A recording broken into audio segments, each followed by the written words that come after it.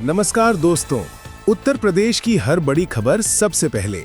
आप देख रहे हैं यूपी डिजिटल एडिशन, जहां सच मिले तेजी से।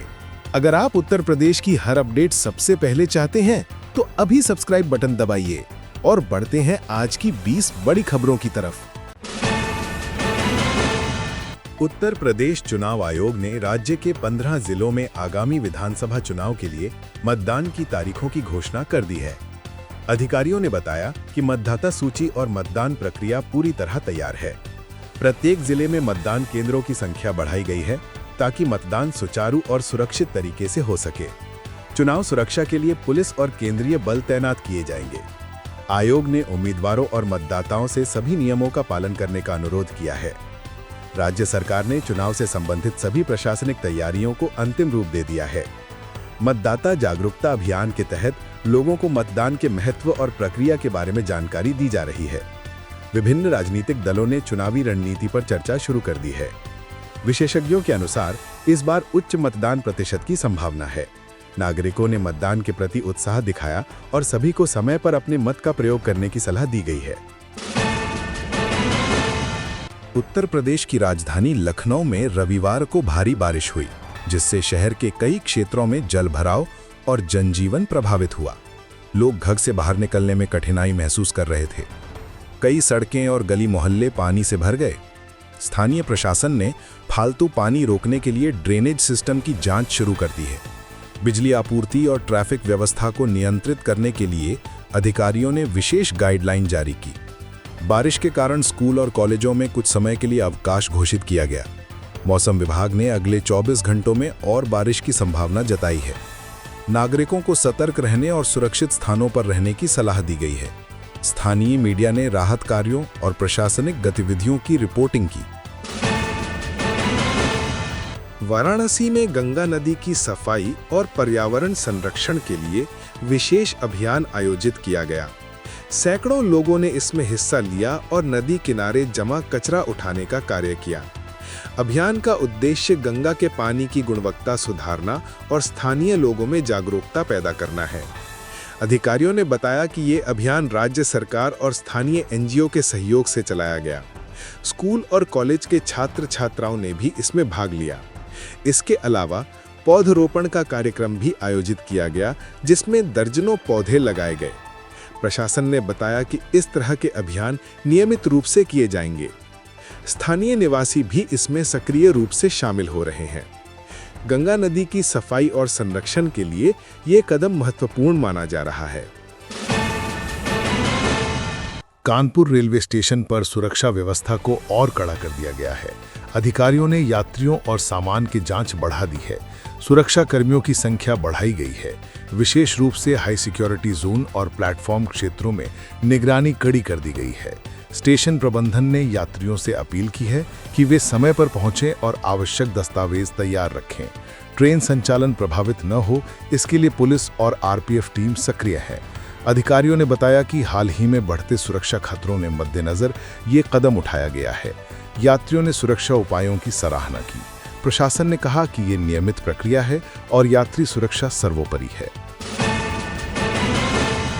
आगरा में पर्यटन को बढ़ावा देने के लिए एक नया हेरिटेज सेंटर उद्घाटन हुआ। इसमें आगरा के ऐतिहासिक और सांस्कृतिक धरोहर की जानकारी दी जाएगी। राज्य पर्यटन विभाग और स्थानीय प्रशासन ने ये केंद्र स्थापित किया है। इसमें डिजिटल डिस्प्ले, गाइडेड टूर और डॉक्यूमेंटेशन सुविधाएं उपलब्ध होंगी। आगंतुकों को इस केंद्र के माध्यम से शहर के ऐतिहासिक महत्व और सांस्कृतिक धरोहर की जानकारी मिलेगी। अधिकारी बताते हैं कि ये कदम आगरा की पर्यटन गतिविधियों को बढ़ावा देने और पर्यटकों को आकर्षित करने के लिए उठाया गया है। स्थानीय व्यवसायी भी इससे लाभ की उम्मीद कर रहे हैं। उद्घाटन समारोह में सरकारी अधिकारी और स्थानीय नागरिक मौजूद रहे। हेरिटेज सेंटर में आने वाले समय में कई प्रदर्शनी और सांस्कृतिक कार्यक्रम भी आयोजित होंगे। गाजियाबाद में शहर के बढ़ते ट्रैफिक दबाव को कम करने के लिए नए फ्लाईओवर और पुल का उद्घाटन किया गया।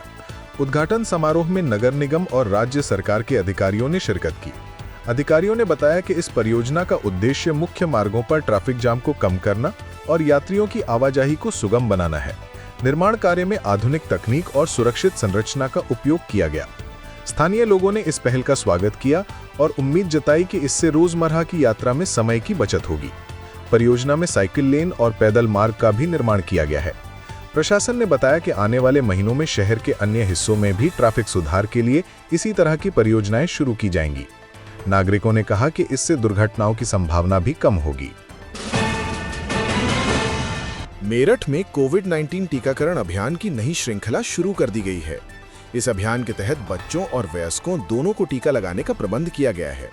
स्वास्थ्य विभाग ने कई मोबाइल टीकाकरण केंद्र और अस्पतालों में ये सुविधा उपलब्ध कराई है। टीकाकरण अभियान का उद्देश्य महामारी से सुरक्षा बढ़ाना और संक्रमण को रोकना है। अधिकारी बताते हैं कि जिले में अब तक लाखों लोगों को टीका लगाया जा चुका है और इस अभियान के जरिए कवरिंग बढ़ाई जाएगी। नागरिकों ने टीकाकरण में सक्रिय भागीदारी दिखाई और स्वास्थ्य कर्मियों की सराहना की। अभियान के दौरान सोशल मीडिया और स्थानीय मीडिया के माध्यम से लोगों को जागरूक किया जा रहा है। अस्पतालों में टीकाकरण के लिए सुरक्षा और स्वास्थ्य सुविधाओं का विशेष प्रबंध किया गया है। प्रयागराज में गंगा नदी के तट पर आयोजित धार्मिक आयोजन में लाखों श्रद्धालु शामिल हुए।